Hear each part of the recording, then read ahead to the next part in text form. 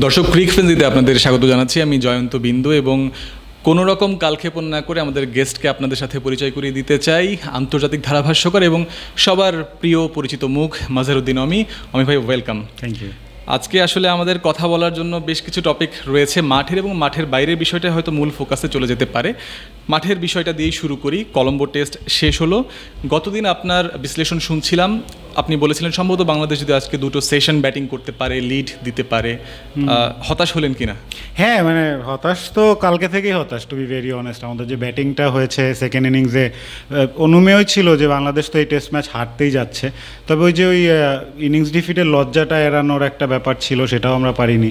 So খুবই disappointing. মানে প্রথম টেস্ট এত ভালোভাবে ড্র করার পর সেকেন্ড টেস্ট এসে এভাবে হেরে যাওয়া, এটা আসলে মানে মানে কন্ট্রাস্টিং সিনারিও, মানে কনসিস্টেন্সির অভাব যেটাকে বলে, সেটাই আর কি আলটিমেটলি। মানে is it like the typical Bangladesh, যে হয়তো একটা ঝলক দেখা গেল যে ভালো খেলার ব্যাটসম্যান বলুন, বোলিং বলুন প্রথম ম্যাচে, ঠিক তারপরে সেই কোলাপস করাটা? হ্যাঁ হ্যাঁ, সিমিলার। মানে একদমই, মানে থাকে না যে আপনার একটা সিরিজে তো দুইটা ম্যাচ থাকে, সো একটা ম্যাচের পরে আরেকটা ম্যাচে আরও ইমপ্রুভমেন্টের জায়গা থাকে। আমাদের ক্ষেত্রে তো উল্টাটা হলো, যে মানে প্রথম ম্যাচে যেরকম খেলেছি তার থেকে ভালো কি খেলবো, তার থেকে খারাপ খেলেছি আমরা, যার কারণে তো সিরিজটাই হারলাম। এবং ওয়ার্ল্ড টেস্ট চ্যাম্পিয়নশিপের প্রথম সাইকেলের মানে এই সিরিজটা ছিল বাংলাদেশের জন্য। সো হ্যাঁ, খুবই ডিসঅ্যাপয়েন্টিং এবং দলগত পারফরমেন্সের অভাব ছিল একদম। মানে সোজা কথা যদি বলি যে আমাদের কোনো প্লেয়ারই কিন্তু আপ টু দ্য মার্ক ছিল না। ব্যাটিং ওয়াইজ যদি বলি, বোলিংয়েও যে খুব একটা যে ভালো হয়েছে তাও বলার নেই। কিছু ইন্ডিভিজুয়াল প্রাপ্তি, প্রত্যেকবারই আমরা ইন্ডিভিজুয়াল নিয়েই কথা বলি, বাট আলটিমেটলি দলগত আসলে পারফরমেন্সটা ছিলই না। ইয়েস, ইন্ডিভিজুয়াল প্রাপ্তি আর কার আসলে কি করার ছিল, এই প্রসঙ্গগুলো নিয়ে এনামুল হক, দুঃখিত, নাজমুল হোসেন শান্তকে নিয়ে আজকে প্রেস কনফারেন্সে তার কথা বলতে হয়েছে। ইভেন তাকে এই প্রশ্নের উত্তর দিতে হয়েছে যে এনামুল হক বিজয়ের কারণে দল এত খারাপ পজিশনে পড়লো কি না।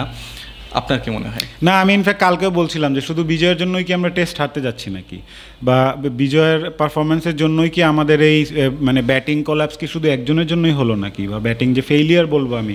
সো ওই জায়গা থেকে আমাদের হয় কি যে আমরা একটা স্কেপগোট খুঁজি, যে কাকে সবচেয়ে বেশি ব্লেম দিব ম্যাচ হারার পিছনে, ভিলেনকে।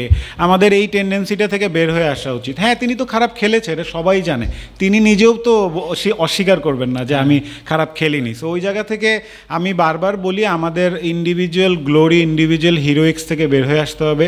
আমরা ওই এক দুজনকে হিরো বানিয়ে, আমাদের এটা অভ্যাস অনেক আগে থেকেই, যখন সাকিব ছিল সাকিবই হিরো, বাকি 10 জন কে কী করছে আমরা খুব একটা মারতাম না। এই সিচুয়েশন থেকেই বের হয়ে আসার সময় অনেকবারই বলেছি, আমি জানি না কবে হবে, বাট খুবই হতাশ লাগে যখন দেখি যে একটা দল মানে প্যাটার্নই ধরতে পারে না, ব্যাটিং প্ল্যানই নাই একটা দলের, যে একটা দল একদিন পুরো ব্যাট করবে, 3টা সেশন ব্যাট করবে, এ না হয় ও না হয় এ, একটা তো দায়িত্ব কেউ না কেউ তো নিবে। আমাদের কেউই দায়িত্ব নেয় না। যখন কলাপসের সবাই খারাপ খেলে, যখন ভালো খেলে তখন মোটামুটি দেখা যায় যে কত ভালো টিম, কত মানে আমরা ওয়ার্ল্ড চ্যাম্পিয়ন টিমের মতো দেখা যায়। বাট ওই খারাপ সময় তো ক্যারেক্টারটা শো করা যায়, যে কার পার্সোনালিটি কেমন, কার ক্যারেক্টার কেমন, কার গাটস কতটুকু। খারাপ সময় যে হাত উঠায় বলতে পারে যে না আমি আজকে খেলে দিব, ওই দলেই কিন্তু মানে চ্যাম্পিয়ন দল হয়। আমাদের ক্ষেত্রে মানে আমরা প্রেশারটা হ্যান্ডেলই করতে পারি না, আর কেউ রেসপন্সিবিলিটি নিতে চাই না আমার মনে হয়। ঠিক আপনার বলা এই প্রসঙ্গে আজকের দিনের বাংলাদেশের স্বীকৃত ব্যাটসম্যান একজনই ছিলেন লিটন কুমার দাস। তার কাছ থেকে কতটা এক্সপেক্ট করেছিলেন আর আসলে কি পেলেন? অনেস্টলি বলতে, যে কালকে আমি বলতেছিলাম যে আসলে খালি একা লিটনকে দিয়ে কি হবে একদিনে, এই দিনে 96-এর মতো আমরা পিছিয়ে ছিলাম না, যে ইনিংস ডিফিট এড়ানোর জন্য। তারপরে মানে সাপোজ ধরেন এক প্রান্তে লিটন রইলো, কিন্তু এই প্রান্ত থেকে তো এক্সপোজই টেল, তাই না? আমাদের তো একের পর এক উইকেট পড়তোই। সো আমাদের উপরের সারির 5-6 জন ব্যাটারকে দোষারোপ করতে হবে। শেষের দিকে এসে ওই 2-1টা মান বাঁচানো ইনিংস খেলে কোনো লাভ নেই। আমরা এই টেস্ট ম্যাচ যদি ইনিংস ডিফিটেও না হারতাম, তাও আমরা হারতেই যেতাম। সো ভালো হয়েছে ইনিংস ডিফিটে হেরেছে, যাতে তাহলে ওই যে rubbing salt in the wound, যে ঘায়ের মধ্যে একটু লবণ লাগিয়ে দিয়েছে, যদি একটু আমাদের ভিতর রিয়েলাইজেশনটা হয় যে আমাদের স্ট্যান্ডার্ডটা কোথায়। সো ওই জায়গা থেকে মানে আমি আসলে হতাশ বিন্দু, অনেস্টলি। অমি ভাইয়ের হতাশার পরিমাণটা অনেক বেশি, এবং এই জায়গাতে আউট অফ নো ভাইয়ার আমার মাথায় একটা প্রসঙ্গ এসছে, সেটা হচ্ছে মুমিনুল হক। এই সিরিজে তিনি 4বার আউট হয়েছেন, 4বারই অফ স্পিনারের এগেনস্টে। 2016 সালে চান্ডিকা হাথুরু সিংহে কিন্তু এই প্রসঙ্গটা তুলেই মুমিনুলকে বাদ দিতে চেয়েছিলেন। সেই জায়গা থেকে কতটা উন্নতি দেখেছেন? একটা আছে যে মানে তার কিন্তু স্টার্ট পাচ্ছিলেন মুমিনুল, কিন্তু প্রত্যেকটা ইনিংসে দেখবে 15, 20, 22 করছিলেন, তারপরে গিয়ে সফট ডিসমিসাল বেশিরভাগ ক্ষেত্রেই মনে হয়েছে। সো সফট ডিসমিসাল তো টেকনিক্যাল এররে হয় না, সফট ডিসমিসাল হয় মানে মেন্টাল জাজমেন্টের এররের জন্য। মমিনুলের ক্ষেত্রে এখন এইটা তার থেকে তো ভালো কেউ বলতে পারবে না যে তার কেন ওই সময় কনসেন্ট্রেশন ল্যাপস হচ্ছে। আপনি যেটা একটা ভালো স্ট্যাট দিলেন যে 4বারই অফ স্পিনার এগেনস্টে, সো অফ স্পিনার এগেনস্টে তার আরও সতর্ক হয়ে ব্যাট করার কথা, ওইটা তিনি করতে পারেননি কেন, এটা এখন তাকে জবাবদিহি করতে হবে। এবং দুঃখজনক যে মমিনুলের মতো প্লেয়ার 4টা ইনিংসের মধ্যে একটিতেও ইম্প্যাক্ট মেক করতে পারে নাই, এইটা সবচেয়ে হতাশাজনক। এবং ওই যে বললাম না, আমাদের টপ 3 বলি, মিডল অর্ডারে বলি, এক এক দিন এক একজনকে দাঁড়াতেই হবে। আমরা যদি শুধু ভাবি যে শান্ত খেলে দিবে, মুশফিক খেলে দিবে, অন্যদিকে সাদমান রয়েছে, সাদমানও কিন্তু কয়েকটা স্টার্ট পেয়েছিল, এখান থেকে এক্সট্রাঅর্ডিনারি করার জায়গা ছিল তার, তিনি পারেননি। বিজয় তো টোটালি ফল করেছে। মুশফিকেরও একটা 100 হয়েছে ঠিকই, বাট স্টিল এই 2 ইনিংসেই কিন্তু মুশফিকের ব্যাটিংয়ের ধরন নিয়ে কোয়েশ্চেন উঠেছে, বা যে সময় স্লগ সুইপ খেলে আউট হয়েছেন সেটা নিয়েও কথা উঠেছে। সো ওভারঅল ড্রামাটিক কোনো চেঞ্জ আসবে না, আমাদের মানসিক চেঞ্জ আসা দরকার। এখন এই মানসিক চেঞ্জ কবে আসবে আল্লাহই জানে। এই ম্যাচ প্রসঙ্গে একেবারে লাস্ট প্রসঙ্গ বা লাস্ট টপিকটা হয়তো আমি আলোচনা করতে চাইবো এখন। এনামুল হক বিজয় আবারও প্রেস কনফারেন্সে নাজমুল হোসেন শান্ত এই প্রশ্নেরও উত্তর দিয়েছেন যে ওয়াই বিজয় ইন টেস্টস, এবং এই প্রশ্নটা এসেছে যে তিনি ওয়ানডেতে ভালো করছেন, সাদা বলে ভালো করছেন, বাট শান্ত কিন্তু সামনে এনেছেন ফার্স্ট ক্লাসে 9000 রান, 20+ সেঞ্চুরি, 49টা হাফ সেঞ্চুরি, তাকে সুযোগ দিতেই হতো, এক্সপিরিয়েন্স আছে তার।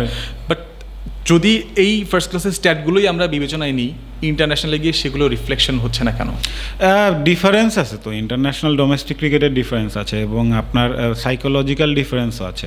এখন বিজয় যদি ডোমেস্টিক ক্রিকেটের মতোই সহজ মনে করে ইন্টারন্যাশনাল ক্রিকেট, তাহলে তো পার্থক্য ওই জায়গাটাতেই। আবার আপনি ডোমেস্টিকের পারফরমেন্সটাকে মূল্যায়ন না করলে হবে কি যে আপনার তাহলে পারফর্মারদের ভ্যালু থাকবে না, তখন কেউ জানবে না আসলে পারফর্ম করলেও যদি দলে না জায়গা পাই তাহলে কি করলে দলে জায়গা পাবো।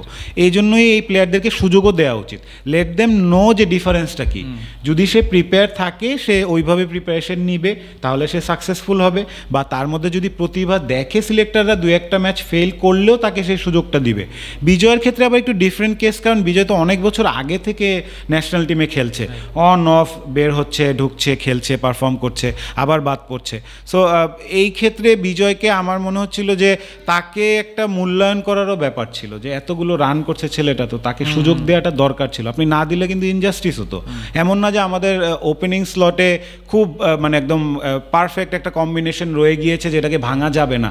আমাদের তো ভাই খারাপ যারা খেলে তাদেরকে রিপ্লেস করে অন্য আরেকজন, যে ভালো খেলে না তার টার্ন আসে তখনই সে আসে। তো বিজয়ের ক্ষেত্রেও পারফর্ম করেছে, চান্স পেয়েছে, এখন বাদ পড়ে যাবে, এখন কে আসবে, এখন এটা নিয়ে কথা উঠবে। সো এই যে মানে মিউজিক্যাল চেয়ার খেলাটা, এটা আমার মনে হয় যে বন্ধ হওয়া দরকার, কারণ অ্যাটলিস্ট একটা কনসিস্টেন্সি টিমের মধ্যেও থাকা দরকার, স্কোয়াড সিলেকশনও একটা কনসিস্টেন্সি থাকা দরকার। আমাদের ওই কনসিস্টেন্সিটা নাই। লেটস সি কনসিস্টেন্সি আসে কিনা। একেবারে এবার ভিন্ন প্রসঙ্গ, মাঠের বাইরের প্রসঙ্গ, প্রেস কনফারেন্সের কথা বলছিলাম। প্রেস কনফারেন্স শেষ, ঠিক তখন নাজমুল শান্ত বলেছেন যে আমার একটা অ্যানাউন্সমেন্ট আছে, অ্যান্ড দ্যাট ইজ আমি স্টেপ ডাউন করছি টেস্ট ক্যাপ্টেন্সি থেকেও, যেটার গুঞ্জন ছিল এই টেস্ট শুরু হওয়ার আগে থেকেই, যখন তাকে ওয়ানডে ক্যাপ্টেন্সি থেকে সরিয়ে দেওয়া হলো দেশে থাকা অবস্থায়। এবং ক্যাপ্টেন্সি ছাড়ার সময় শান্ত বলেছেন যে আমি টিমের ভালোর জন্য সিদ্ধান্ত নিচ্ছি। আসলে তার এই সিদ্ধান্তে টিমের ভালো কতটা হতে পারে? একটা আছে যে কিছুটা তো আক্ষেপ নিয়েই ছেড়েছেন, এটা তো উনি বলছিলেন যে আমার কোনো পার্সোনাল ইস্যু না, আমি রাগ থেকে করিনি, বাট আলটিমেটলি তো রাগ থেকে বা একটা হতাশা থেকেও এসেছে ক্যাপ্টেন্সি ছাড়াটা। কারণ ওয়ানডে ফরম্যাটেরও ক্যাপ্টেন তিনি ছিলেন, তিনি ভাবছিলেন যে ওয়ানডে এবং টেস্টে তিনিই থাকবেন, হয়তো টি20তে চেঞ্জ হয়েছে, ওটা তিনি অ্যাকসেপ্ট করে নিয়েছিলেন। বাট যখন তাকে যতটুকু দেখেছি মিডিয়াতে যে তাকে খুব বেশি তার কাছ থেকে পরামর্শ না নিয়েই, তাকে না জানিয়ে ক্যাপ্টেন্সি থেকে সরিয়ে দেওয়া হয়েছে, সো ওইটা তাকে হার্ট করেছে যতটুকু বুঝেছি।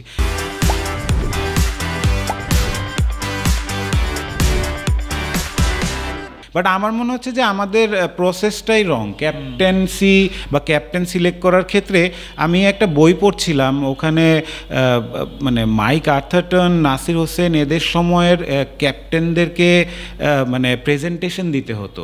ইনফ্যাক্ট এখনও যে প্যাট কামিন্স ক্যাপ্টেন হয়েছে স্মিথ এবং ওয়ার্নারের পরে, তাদেরকে কিন্তু মানে টিম পেইনের পরে ইনফ্যাক্ট তাকে স্যাক করে দেওয়া হলো। তারপরে প্যাট কামিন্সকে বলা হয়েছিল যে তুমি প্রেজেন্টেশন দাও, যে তুমি যে ক্যাপ্টেন হবা তোমার ভিশনটা কি।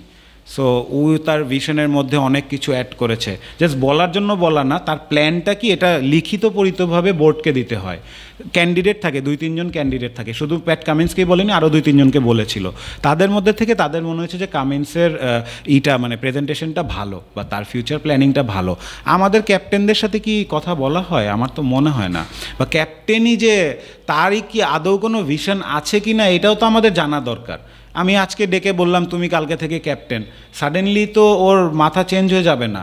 ওকে তো ভাবতে হবে যে আমি ক্যাপ্টেন হলে এটা করতে হবে, প্লেয়ারের সাথে মাঠে এবং মাঠের বাইরে সম্পর্ক বজায় রাখা, ট্যাকটিক্স বজায় রাখা, লং টার্ম গোলটা কী তার, নেক্সট ওয়ার্ল্ড কাপ না তার পরের ওয়ার্ল্ড কাপ, টেস্ট চ্যাম্পিয়নশিপে আমার টার্গেটটা কী, আমার দলে মানে কয়জন ফাস্ট বোলার নিয়ে আমি দেখতে চাই নেক্সট 1-2 বছরে, বা আমার একটা মিস্ট্রি স্পিনার আছে কি না, এগুলো কিছু তো নাই। আমাদের এই ধরনের কথাই হয় না। কিন্তু খেয়াল করে দেখবেন যে কখনো আমি শুনিনি যে একটা ক্যাপ্টেনকে প্রেজেন্টেশন দিতে বলা হয়। I don't think most of them have ever hard যে প্রেজেন্টেশনও হয় বা এটা কি জব ইন্টারভিউ নাকি। It's actually a job interview. মানে আপনি দেশের নেতৃত্ব দিবেন, একটা দলের ক্যাপ্টেন্সি করবেন, তো আপনাকে ডেকে নিয়ে বসায় জিজ্ঞেস করবে না তোমার কি প্ল্যান, তোমার কি ভিশন। এই কালচারগুলো গ্রো করা দরকার। তাহলে হবে কি যে দায়বদ্ধতার জায়গাটা থাকবে, প্লেয়াররাও চিন্তা করবে। এই যে হুটহাট ক্যাপ্টেন্সি ছেড়ে দেয়, খালি রাগ অভিমানের দেশ আমাদের, বুঝছেন। মানে সবাই খুব অভিমানী, সবাই খুব দুঃখ পায়, কষ্ট পায়।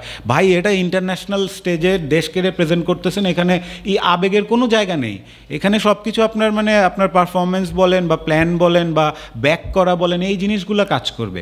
আমাদের এখানে রাগেও হয়, অনেক সময় দেখা যায় যে বোর্ডের লোকজন রাগ করে ফেলছে ওর উপর, ভালো লাগতেছে না, ওর বিহেভিয়ার ভালো না, ওর ক্যাপ্টেন্সি ভালো হচ্ছে না, ওর পারফরমেন্স ভালো না, ফেসবুকে অনেক কথা হচ্ছে ওকে নিয়ে, তো বাদ দিয়ে দাও ওকে। এইভাবে তো সিস্টেম হইলে মানে চলতেই থাকবে। এই যে মিরাজ হইলো, তারপরে লিটন হইলো, শান্ত, এখন শান্ত ছেড়ে দিল, নেক্সট কে হবে? যে একটু স্টেবল হচ্ছে তাকে মেবি তাওহিদ হৃদয়কে কোন দিন ক্যাপ্টেন্সি দিয়ে দিবে, আবার দেখা গেল যে অন্য কেউকে দিয়ে দিবে ক্যাপ্টেন্সি, এইভাবেই চলতে থাকবে। কিন্তু ক্যাপ্টেন যে গ্রো করতে হয়, ক্যাপ্টেন যে আপনাকে প্রিপেয়ার করতে হবে ছোটোবেলা থেকে বা এজ লেভেল থেকে বা আন্ডার-19 থেকে বা এইচপি থেকে, ওই জিনিসগুলো নাই। ক্যাপ্টেনকে দিয়ে একটু অন্যান্য এক্সট্রা কারিকুলার অ্যাক্টিভিটিসে ইনভলভ করা বোর্ডের, ওগুলোও করা দরকার কিন্তু। রাইট। এবং টেস্টে এখন যে ক্যাপ্টেন্সি জায়গাটা খালি আছে, পরবর্তীতে কাকে দেওয়া হবে হয়তো আউট অফ নোয়ার হুট করেই কোনো একজনকে দিয়ে দেওয়া হলো, সে হয়তো জানলোও না, এমন দেখা গেল, অবাক হওয়ার কিছু থাকবে না। এবার আসলে শান্তর কথায় আবার আসতে চাই যে তিনি বলেছেন যে ক্যাপ্টেন্সি ছাড়া ঘোষণা দেওয়ার সময় যে আমি মনে করি না 3 ফরম্যাটে 3 ক্যাপ্টেন যৌক্তিক, বাট বোর্ড যখন তাকে সরায় ওয়ানডে ক্যাপ্টেন্সি থেকে, তখন কিন্তু বোর্ড থেকে বলা হয়েছিল যে 3 ফরম্যাটে 3 ক্যাপ্টেন রাখলে বোধহয় ভালো হবে। তাহলে কি বোর্ডের প্রতি শান্তর এটা একেবারে ডিরেক্ট কাউন্টার মেসেজ কিনা যে এটা তার অপিনিয়ন, আমি এটাকে রেসপেক্টও করি। কারণ একজন ক্যাপ্টেন বা তাকে বাদ দিয়ে দেওয়া হলো, but still is a senior player, তো তার একটা অপিনিয়ন তিনি দিতেই পারেন। আমাদের হয় কি যে প্লেয়াররা ভয় পায় আসলে বোর্ডের এগেনস্টে যদি কিছু হয়ে যায় তাহলে তো আবার ঝামেলা। কে চাবে নিজের এমপ্লয়ারের এগেনস্টে ঝগড়া করতে, ঝামেলা করতে? বাট ও যে গার্ডস দেখাইছে এটা ভালো লাগছে যে অ্যাটলিস্ট ও বলছে। আমার কাছে মনে হয় যে Bangladesh is not prepared for 3 captain's in 3 formats at the moment. আমাদের টিমে তো স্টেবিলিটিই নাই, ক্যাপ্টেনের জায়গা থাকবে কিনা এটাই তো সন্দেহ। সো আপনি একজনকে ওই দায়িত্বটা দেন, সাদা বলের দায়িত্ব একজনকে দিয়ে দেন, লাল বলের দায়িত্ব আরেকজনকে দেন, তাহলেও হয়। বা আপনি T20 ফরম্যাট একজনকে দিচ্ছেন, ওয়ানডে এবং টেস্ট আরেকজনকে দেন। ক্যাপ্টেনের তো অনেক কিছু প্রিপেয়ারও করতে হয়। এখন আজকে টেস্ট হচ্ছে, তিনি ক্যাপ্টেন, আবার পরের সিরিজটাই ওয়ানডে, তখন আবার তিনি ওয়ানডে টিমের রেগুলার মেম্বার কিন্তু আরেকজন ক্যাপ্টেন। সো আবার ওই ক্যাপ্টেন যে ওয়ানডে টিমে, সে টেস্টের মানে রেগুলার প্লেয়ারও না দেখা যায় অনেক ক্ষেত্রে। সো তাহলে প্ল্যানিংটা হবে কিভাবে? ক্যাপ্টেনের একটা ভিশনের সাথে ব্যাক করা দরকার এবং ক্যাপ্টেনের একটু ফ্রিডমও থাকা দরকার। আমার মনে হয় যে আমাদের টিমের মধ্যে ক্যাপ্টেনের ফ্রিডমটা খুব কম। এই জায়গায় যদি বলি, আমার ধারণা ব্যক্তিগত জায়গা থেকে বলছি, টেস্টে সম্ভবত এই মুহূর্তে মেহেদী হাসান মিরাজ পরবর্তী ক্যাপ্টেন হওয়ার দৌড়ে অনেকটা এগিয়ে আছেন। তো সেই ক্ষেত্রে যদি ওয়ানডে প্লাস টেস্টের ক্যাপ্টেন্সি মিরাজের থাকে, T20 ক্যাপ্টেন্সি লিটনের থাকে, সো এই কম্বোটা কোথাও আপনি দেখেছেন কিনা যে এমন হয় যে সাদা বলের একজন ক্যাপ্টেন 2 ইয়েতে আর টেস্টে একজন, এই কম্বোটা আপনি আগে কখনো দেখেছেন? না, আমি আসলে ওইভাবে মানে আমার দেখা হয়নি অনেস্টলি। এবং আমি বলছিলাম তো যে সাদা বলের ক্যাপ্টেন আলাদা থাকবে, লাল বলের ক্যাপ্টেন আলাদা থাকবে, লিমিটেড ওভার ফরম্যাটের একটা ধাঁচ যেহেতু, T20 50 ওভার, তারপর টেস্ট ম্যাচ ডিফারেন্ট একটা এনভায়রনমেন্ট, ডিফারেন্ট একটা পরিস্থিতি। মানে আমাদের মানে যে শর্ট টার্ম সলিউশনগুলো করতে গিয়ে আমরা মনে করি যে এখনকার ঝামেলাটা বাঁচাই আগে, এখন শান্তকে নিয়ে অনেক কথা হচ্ছে, তো ওকে ক্যাপ্টেন্সি থেকে সরায় দিই, তাহলে ওর খেলাও এফেক্ট পড়বে না। বাট আলটিমেটলি মানে মেসেজটা কি হলো, যে ফিউচার যে ক্যাপ্টেন হবে যারা, ওরাও ভাববে যে আমাকে যে কোনো সময় একদিন ডাক দিয়ে বলবে যে তোমার ক্যাপ্টেন্সি নাই, সো তার নিশ্চয়তাটাও নাই। ওই জায়গাটাতেই একটা মানে নিশ্চয়তা দিতে হবে প্লেয়ারদেরকে, যে ক্যাপ্টেন যদি এখন ক্যাপ্টেন হওয়াই বার্ডেন হয়ে যায়, তাহলে তো কেউ ক্যাপ্টেন হতে যাবে না, কেউ প্রিপারেশনই নিবে না ক্যাপ্টেন হওয়ার, নিজেকে ক্যাপ্টেন ম্যাটেরিয়ালই ভাববে না, ভাবে ক্যাপ্টেন হলে তো আরও ঝামেলা ভাই, একে তো দায়িত্ব, একে তো কথা শুনতে হয়, তার উপর দিয়ে আবার আপনার মানে দল থেকে বাদ পড়ে যাওয়ার সম্ভাবনা, ক্যাপ্টেন্সি চলে যাওয়ার সম্ভাবনা, এগুলো তো কিছুটা হলেও তাদের সম্মানে লাগে, সেলফ রেসপেক্টেরও ব্যাপার আছে। ওই জায়গাগুলো থেকে আমার মনে হচ্ছে যে I don't know, but I hope যে 3 ফরম্যাটে 3 ক্যাপ্টেন না হোক, 2টা ক্যাপ্টেনই থাকুক। এখন মিরাজকে যেহেতু দেওয়া হয়েছে, মিরাজকেই আপনি ইয়েতে কি বলে ওটাকে, টেস্টে ক্যাপ্টেন্সি দিয়ে দেন। মিরাজকে যেহেতু ওয়ানডেতে ক্যাপ্টেন্সি দিয়েছেন, মিরাজকে টেস্টেও দিয়ে দেন, কারণ এত মাথার সাথে মানে আপনি বসতে গেলে তো ঝামেলা, কয়টা মাথা আপনি দেখেন না, মানে 3টা ক্যাপ্টেন 3 ফরম্যাটের, এটা তো আসলে মানে আমরা এখনও ওই লেভেলে যাইনি, টু বি ভেরি অনেস্ট। মানে আমাদের এমনও না যে 3টা সেপারেট টিম আছে, যে ওয়ানডেতে একটা টিম, টি20তে একটা টিম, টেস্টে একটা টিম, তাহলে বুঝতাম যে ওই ক্যাপ্টেনটা ওই টিমটা নিয়ে কাজ করতেছে। আমাদের তো এরাই যায়, ঘুরে ফিরে এরাই, হয়তো 2-3 জন এদিক সেদিক হয়, বাকি সব তো সেম। এখন দেখেন এই বোর্ডে যদি আমি বলি, এই বোর্ডের নতুন প্রেসিডেন্ট আসার পরে ক্যাপ্টেন্সি নিয়ে যে ধারাপ্রবাহগুলো যাচ্ছে এবং হয়ে আসছে গত কয়েকদিন ধরে, সেটা হচ্ছে শান্ত আজকে বলেছেন যে তিনি ক্রিকেট অপারেশনসকে জানিয়েছেন কদিন আগে তিনি টেস্টে ক্যাপ্টেন্সি করবেন না। Cricket operations chairman Nazmul Abedin ফাহিমকে শ্রীলঙ্কায় পাঠানো হয়েছে 3 দিন আগে, তিনি যেন 3 ক্যাপ্টেনকে নিয়ে সেখানে বসতে পারেন এবং তারপরে একটা সিদ্ধান্ত আসতে পারে শান্তর বিষয়ে। বাট শান্ত আজকে প্রেস কনফারেন্সে জানালেন, নাজমুল আবেদিন ফাহিম বললেন আমিও এটা মিডিয়া থেকেই শুনেছি শান্তর ক্যাপ্টেন্সি থেকে সরে যাওয়ার বিষয়টা, যেখানে তিনি সেখানে দলের সাথে উপস্থিত। তো এইটা কি ওভারঅল একটা ওই পেশাদার বা মানে জগা খিচুড়ি পাকানোর মতো অবস্থা, কমিউনিকেশন গ্যাপ, এই বিষয়গুলো সামনে চলে আসে? কমিউনিকেশন গ্যাপ তো নির্ঘাত কমিউনিকেশন গ্যাপ। আপনি বোর্ড মেম্বার বা আপনার দলের ক্যাপ্টেন্সি ছেড়ে দিয়েছে, এটা যদি মিডিয়া থেকে জানতে হয় তাহলে তো এটা দুঃখজনক। মানে এটা তো ক্রিকেট অফিসের আগে জানার কথা যে আমার ক্যাপ্টেন বলে রেখেছে এই ম্যাচের পরে ছেড়ে দিবে।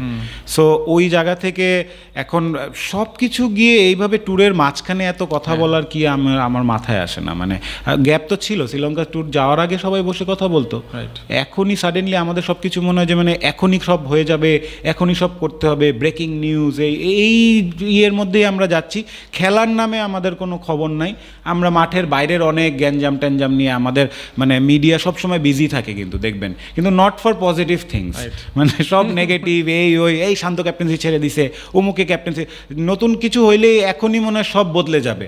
আসলে তো ভাই একটা সূচনা হয়, মানে নতুন কিছু মানে কিন্তু তখনই যে চেঞ্জ হয়ে যাবে তা তো না, ইট টেক্স টাইম। শান্ত কতদিন ধরে ক্যাপ্টেন্সি করে? আমার তো মনে হয় 1-1.5 বছরের বেশি তো না। সো দেখেন তিনি এখন কোনো ফরম্যাটেই নাই আবার। সো তার ভিতরে যে ক্যাপ্টেন্সি না নেওয়ার তিক্ততাটা মুশফিকের মধ্যেও সেম হয়েছিল লাস্টের দিকে এসে, যে সে আর ক্যাপ্টেন্সি নিবেই না, করবেই না, যে ছেড়ে দিয়েছে আমি আর করবোই না কোনোদিন। তামিম এক সময় ক্যাপ্টেন্সি করবে না করছে, লাস্টের দিকে এসে করছে, বাট সেও জানতো ওই সেম সিচুয়েশন। আরও অনেকেই ছিল এরকম যে আর যাই করবো ভাই ক্যাপ্টেন্সি নিব না, কারণ আমাদের দেশে ক্যাপ্টেনদেরকে ওই রেসপেক্ট দেওয়া হয় না। কিন্তু আমার সবচেয়ে আফসোস লাগে আমাদের স্টেডিয়ামে, মিরপুর স্টেডিয়ামে একটা প্লেয়ারের নামে স্ট্যান্ড নাই। আমাদের কিসের মানে লেগাসি? একটা প্লেয়ার ক্রিকেট খেললো, একটা দেশকে রিপ্রেজেন্ট করলো, একটা স্টেডিয়ামে কোনো একটা ফর্মার ক্যাপ্টেনের নাম নাই, তাইলে এই দেশের লেগাসিটা কোথায়? ক্রিকেট হলে অনেকের জন্য ইন্সপায়ারিংও হতে পারে, তাই না? ক্রিকেটের এখন বলে যে অমুককে দিলে অমুক মাইন্ড করবে, আরে ভাই আগে শুরু করেন না, মানে একজনকে রেসপেক্ট দেন, তাহলে তো বলবে না থাক এই ফ্র্যাটার্নিটি থেকে একজনকে রেসপেক্ট দেওয়া হয়েছে। আমি বলছি না যাদের নাম আছে স্ট্যান্ডে তারা কেউ খারাপ বা ছোট বা কিছু, বাট আমাদের কালচারটা একটু ডিফারেন্ট। আমাদের মনে হয় যে প্লেয়ারদেরকে রেসপেক্ট করার জায়গাটা কম। আমাদের প্লেয়ারদেরকে রেসপেক্ট করতে হবে, প্লেয়ারদেরকে ওই রেসপেক্ট আর্ন করে নিতে হবে। আমাদের প্লেয়ারদেরও একটা সমস্যা আছে যে তারা ভোকাল না, তারা কথা বলে না, বা ন্যায়ের সময় অন্যায়ের সময় কথা বলে না, মনে করে আমার উপর তো যা যাচ্ছে না তো আমি চুপ থেকে যাই। যখন ওর উপর দিয়ে যায় তখন বুঝে কি যাচ্ছে, তখন তো অন্য কেউ কথা বলবে না তার ফরে হয়ে। সো ইউনিটিটার অভাবও আছে আমার মনে হয়। এই জায়গায় আসলে শান্তর কথা যদি বলি, আমার মনে হয় যে দেশে ক্রিকেটারদের মধ্যে সবচেয়ে বেশি ট্রোল যারা হয়েছেন তাদের মধ্যে শান্ত অন্যতম। আনডাউটেডলি হ্যাঁ, এর মধ্যে তিনি ক্যাপ্টেন্সি করে গেছেন, ভালো পারফর্ম করে গেছেন অন্তত ওয়ানডে এবং টেস্টে। একই সাথে বেশ কিছু বিষয়ে তিনি ভোকাল ছিলেন, ড্রেসিং রুম কালচার গড়ে তোলা, একই সাথে লিডারশিপ বা ক্যাপ্টেন্সি যে বিষয়গুলো, এই বিষয়গুলোও তার হয়তো প্রশংসা করার মতো। হ্যাঁ, ডেফিনেটলি তাকে কিন্তু গ্রুম করা হয়েছে অনেক আগে থেকেই, যেটা বলছিলাম যে প্লেয়ার গ্রুম করা, ক্যাপ্টেন গ্রুম করা। ইনফ্যাক্ট শান্ত যখন 2019 বা 17-18 দিকে যে নিউজিল্যান্ড একটা ট্যুরে যায়, সে তার ফার্স্ট ট্যুর ওটা, সো ওইখান থেকেই আমি জানতাম যে তাকে ফিউচার ক্যাপ্টেন হিসেবে দেখা হচ্ছে ফ্রম দ্যাট টাইম। তখন তো সে ন্যাশনাল টিমের ধারে কাছেও নাই, বাট তাকে গ্রুম করা ছিল কারণ তার ক্যারেক্টার, পার্সোনালিটির মধ্যে ওই ভাবটা আছে, যে ওই ফায়ারি ব্যাপারটা রয়েছে, গাটসি ছেলে, কথা মানে সাহস করে বলে দিতে পারে এবং তার খেলার মধ্যে ওইটা এফেক্ট পড়ে না, এই জন্যই তাকে গ্রুম করা হচ্ছিল। এখন সাডেনলি দেখেন এত ইনভেস্টমেন্ট, এত ইনভেস্টমেন্ট, এই ছেলেটা এখন ক্যাপ্টেন্সি ছেড়ে দিল বা ক্যাপ্টেন্সি আর করবে না। এখন জোর করে যদি আপনি বলেন যে শান্ত তুমি করো, তাও সে করবে না, যেহেতু সে অ্যানাউন্স করেই ফেলছে। সো কি হলো, আমাদের তো এই জায়গাগুলো থেকে আমরাই লসে, কারো কিছু হলো না, প্লেয়ার হয়তো রাগে ক্ষোভে এই করবে, আলটিমেটলি তো দেশের ক্ষতি হলো। আমাদের এই জায়গাগুলোতেই মনে হয় যে মানে অনেক মানে একটু কালচারের একটু সমস্যা রয়েছে। তারপরে আমার মনে হচ্ছে যে মানে ওই সুপিরিয়র ভাবটা বেশি থাকে। যতদিন পর্যন্ত বোর্ডের মেম্বাররা ভাববে যে প্লেয়াররা আমাদের আন্ডারে প্রবলেম, বোর্ডের মেম্বারদের ভাবতে হবে আমরা প্লেয়ারদের হয়ে কাজ করতে এসেছি, আমরা প্লেয়ারদের ডেভেলপমেন্টের জন্য প্লেয়ারদের গার্জিয়ান হিসেবে কাজ করতে এসেছি। বাট আমি যদি মানে শাসকের মতো বিহেভ করি বা আমাকে যদি ভয় পাওয়ার মতো প্রবণতা রেখে আমি বোর্ড চালাই, তাহলে প্রবলেম। কিন্তু বোর্ডের প্লেয়ার দেখবেন, ইন্ডিয়ান ক্রিকেট বোর্ডের কিন্তু প্লেয়ারদের সাথে কখনো ঝামেলা হয় না, কারণ তারা প্লেয়ারদেরকে সবচেয়ে বেশি রেসপেক্ট দিয়ে কাজ করে, কথা বলে। ওদের তো সবচেয়ে বড় বোর্ড ভাই, শুধু টাকা পয়সা দিয়ে কিন্তু ইজ্জত না, রেসপেক্ট একটা ব্যাপার আছে, যে একটা কথা রাখা, যে একটা প্লেয়ার একটা কথা বললো এসে তার কথাটাকে হাই প্রায়োরিটি দেয়া, উড়ায় না দেয়া, আচ্ছা ঠিক আছে যাও দেখা যাবে। প্লেয়াররা তো এই কারণগুলোতেই কিন্তু বোর্ড মেম্বারদের সামনে যেতে চায় না, ভয় পায়। অনেকের আছে যে মানে নাচতে না জানলে উঠান বাঁকা টাইপের অবস্থা, একটা ডিরেক্টর বলে দিল এমন যে ও তো এটা পারে না, ও তো এটা, এখন ওই ছেলে তো এসে বলতে পারবে না আপনি আমার নামে এটা কেন বললেন, তাই না? মানে আমাদের এই কালচারগুলো চেঞ্জ করতে হবে এবং প্লেয়ারদেরকে রেসপেক্ট দেওয়ার ক্ষেত্রে আমার মনে হয় যে আরও বোর্ডের আরেকটু মনে হয় সচেতন হওয়া দরকার, প্লেয়ারদেরকে ওই কুশনটাও দেওয়া দরকার যে না তোমাদের ওরকম কোনো ঝামেলা নেই, আমরা আছি, কোনো প্রবলেম হইলে বইলো, শুধু টাকা পয়সার না। মানে আমার মনে হয় যে রেসপেক্টটা কম প্লেয়ারদের।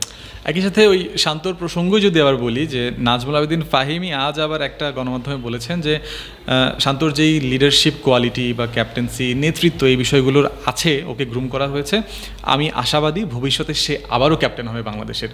আদৌ শান্ত এদিকে আবার পা বাড়াবেন বলে মনে হয়?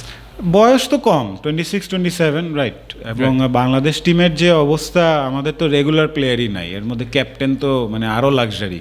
সো ওই জায়গা থেকে রেগুলারদের মধ্যে যদি আমি দেখি, শান্ত তো একজন রয়েছে। আমি লিটনকে নিয়ে খুব আশাবাদী ছিলাম একসময় as a captain material, but লিটনের মনে হচ্ছিল তার খেলায় অনেক এফেক্ট পড়ছে, যার কারণে তিনি ভালো ডিসিশন নিয়েছিলেন, একটা সময় সরে এসেছেন, দল থেকেও বাদ পড়েছিলেন। সো অনেক কিছু চড়াই উতরাই পার করে এসেছেন। বাট আমি ফিউচার ক্যাপ্টেন দেখিই না বাংলাদেশে, অনেস্টলি। মানে একটা থাকে না যে ফিউচার ক্যাপ্টেন, আমি তাকে দেখছি। এখন শান্তর পরে আমি বলে রাখলাম আপনাকে, একদিন দেখবেন তাহিদ হৃদয় ক্যাপ্টেন হয়ে যাবে, নট লং, মানে 2 বছর ম্যাক্স বা 1-1.5 বছর, আবার হই হুল্লো হবে, মিরাজকে বাদ দাও, ওকে বাদ দাও, একে বাদ দাও, লিটনকে বাদ দাও, চলতে থাকবে, তখন তাহিদ হৃদয় ক্যাপ্টেন হয়ে যাবে। মানে আমাদের হয়তো দেশে সোশ্যাল মিডিয়া দেখে অনেক বেশি প্রভাবিত। হ্যাঁ ডেফিনেটলি হয়ই তো এটা, মানে আমাদের সোশ্যাল মিডিয়া তো অনেক বড়। একেবারে শেষের দিক চলে এসেছি, নেক্সট ওয়ানডে সিরিজ শুরু হচ্ছে। শান্তর যেই আত্মসম্মান সংক্রান্ত ইস্যু হয়তো এখানে চলে এসছে ক্যাপ্টেন্সি ছাড়ার বিষয়টা নিয়ে, তো তিনি হয়তো মেন্টাল একটা কি বলবো অবস্টেকেলে সামনে পড়েছেন, তো সেটা ওয়ানডে সিরিজে গিয়ে সামহাও প্রভাব ফেলতে পারে কিনা তার ব্যাটিংয়ের ক্ষেত্রে? না, আমার মনে হয় জিত থাকবে তার ভিতরে অনেক, তিনি ইনফ্যাক্ট ভালো পারফর্ম করবেন। আমি আপনাকে বলে রাখলাম, দেখেন যে দেখায় দেওয়ার একটা ব্যাপার থাকবে যে এখন আমি নির্ভার, দেখো তোমরা এতদিন আমাকে চাপে রাখছো, but still I perform, but still তোমরা আমাকে রেসপেক্ট দাও নাই, so I will play for my self. এটাতে একটা আবার ঝামেলা হবে কি, যে তখন অনেক ক্ষেত্রে প্লেয়াররা আবার নিজের জন্য খেলা শুরু করে। ভয়টা এখানেই, কিন্তু আমরা দলগতভাবে পারফর্ম কেন করি না? আমরা প্রত্যেকে নিজের জায়গা হারানোর ভয়ে বসে থাকি। মানে আপনার যখন প্রথম কাজটাই তো হলো গিয়ে সামনে দৌড় দেওয়া, এখন আপনার যদি দৌড় দেওয়ার আগে চিন্তা করেন যে আমি দৌড় দিলে ও এটা বলবে, ও এটা বলবে, তখন তো আপনি দৌড়ের কথা ভুলে গিয়ে কে কী বলবে এই চিন্তায় পড়ে যাবেন। আমরা তো এর জন্য আমরা আগেই বাড়তে পারতেছি না, আমাদের তো যেখানে আসি ওখানেই, টিম পারফর্ম করে না। বাট আশা করব আমরা একটু ভালো পারফরমেন্স হবে, অ্যাটলিস্ট শ্রীলঙ্কা থেকে কিছু একটা নিয়ে আসি, 3টা সিরিজ তো ওখানে, টেস্ট, ওয়ানডে, টি20, অ্যাটলিস্ট একটা সিরিজ যদি আমরা দেশে আনতে পারি এটাও একটা ভালো প্রাপ্তি হবে আর কি আমার। অ্যান্ড আই গেস ওয়ানডেতেই বেটার চান্সটা আছে। আমি এখন আর বাংলাদেশ টিম নিয়ে অনেস্টলি না, আই কান্ট সে যে ওয়ানডে বেটার ফরম্যাট, আমাদের ফেভারিট ফরম্যাট, এটা এককালে বলতাম। লাস্ট ওয়ানডে ওয়ার্ল্ড কাপ দেখার পর থেকে আমি এইসবও বলা ছেড়ে দিছি আসলে, মানে আমাদের কোনো স্টাইলই নাই ক্রিকেটের। আসলে হতাশাজনক, বাট আমরা আশাবাদী হয়ে আজকের পর্ব শেষ করছি। বাংলাদেশ নেক্সট যে সিরিজগুলো রয়েছে ওয়ানডে এবং টি20 শ্রীলঙ্কাতে, অমি ভাই যেটা বললেন ভালো কিছু নিয়ে আসুক, সেই আশা এবং শুভকামনা জানিয়ে আমি জয়ন্তবিন্দু, মাজহারউদ্দিন, অমি ভাইয়ের সাথে ক্রিক ফ্রেঞ্জি থেকে আজকে বিদায় নিচ্ছি। Thank you.